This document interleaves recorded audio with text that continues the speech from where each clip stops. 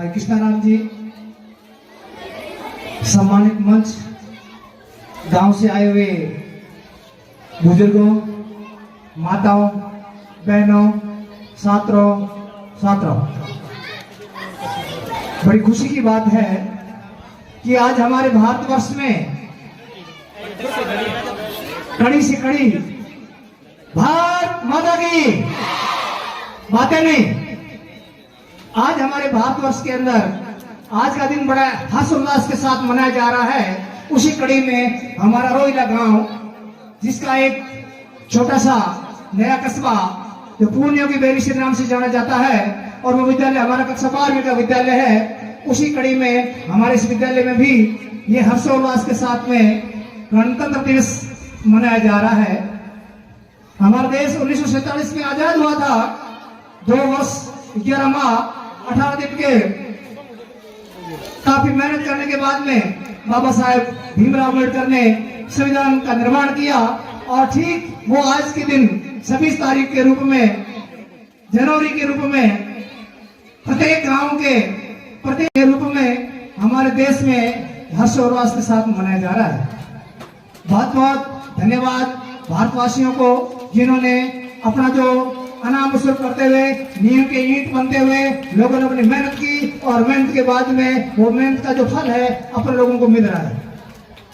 मैं आपको बता दूं, ये पूर्णियों की बेरी जो गांव है, ये वैसे शिक्षा के जगत में वैसे इसकी जो प्रगति हुई है, दिन दुगनी रात चौगुनी हुई है।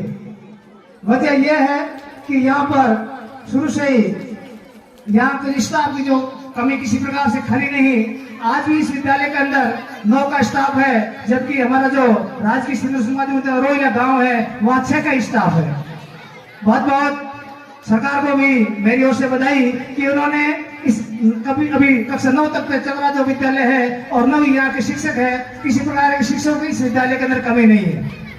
और हमारे के जो वर्तमान जो सरपंच भाई कृष्णाराम जी ने भी इस विद्यालय के लिए काफी कुछ किया, काया पलट किया। वो काया पलट आपके सामने है। जिस पंडाल पे आप विराजमान है, ये पंडाल भाई कृष्णाराम जी ने तुरंत प्रभाव से पूर्णियों की बेरी को महत्व ज्यादा देते हुए आपको पहले दिया है, और हमें इसके बाद में इसका फल मिलेगा। बहुत बहुत धन्यवाद भाई कृष्णाराम जी का।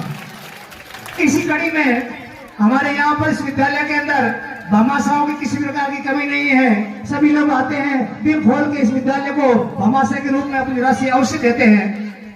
जिसमें भाई जगदीश जो विकास अधिकारी के पद पे है, मैं तो इनको इतनी तारीफ करूंगा कि वो चल के आते हैं, और बहुत ज्यादा गिफ्ट दी है इन्होंने इस विद्यालय को। पहले 50,000 की राशि के रूप में एक कंप्यूटर भेंट किया था, और उसके बाद में आज भी उन्होंने दिल खोल के जो राशि दी है वो बड़ी सराहनीय है। वो राशि ये है कि यहाँ जाकर बिल्कुल भी हो जाती है तो भी सराहनीय कार्यक्रम की वजह से, इनके इन्वर्टर की सेवा की वजह से इस विद्यालय में किसी प्रकार का कुप्रभाव नहीं पड़ेगा।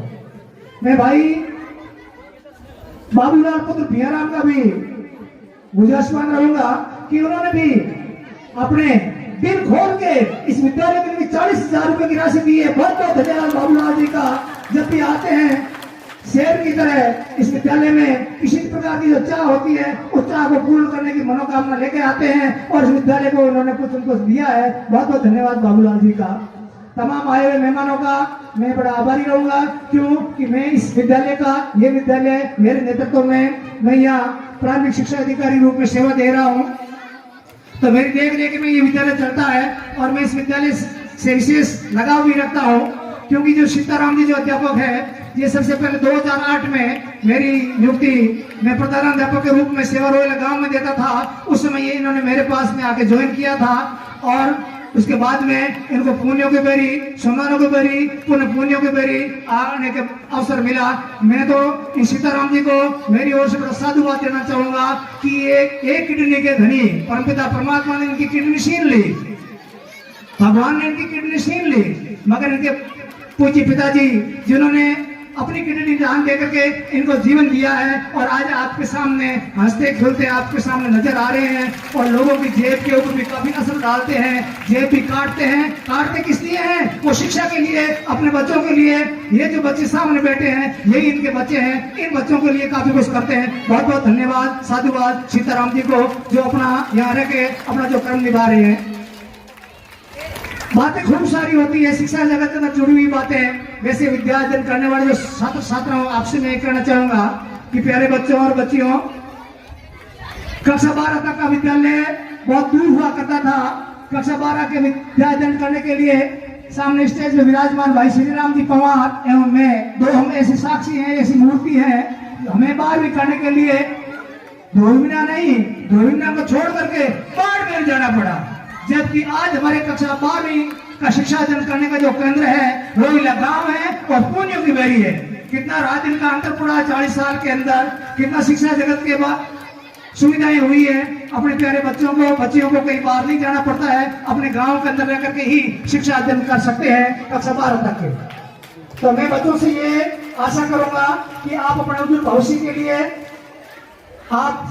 आपके जो गुरुजन आपको जो दे रहे हैं उसको सहर्ष आप स्वीकार करें, उसके ऊपर मनन करें, उसके ऊपर चलें। तो हो सकता है पीटी उषा, कल्पना चावला, नरेंद्र मोदी कहीं दूर नहीं अपने रोहिला में निवास करते हैं। इन्हीं में से कुछ झलकी निकलेगी, वो आपके सामने एक नया इतिहास रचेगी, ये मेरा मानना है।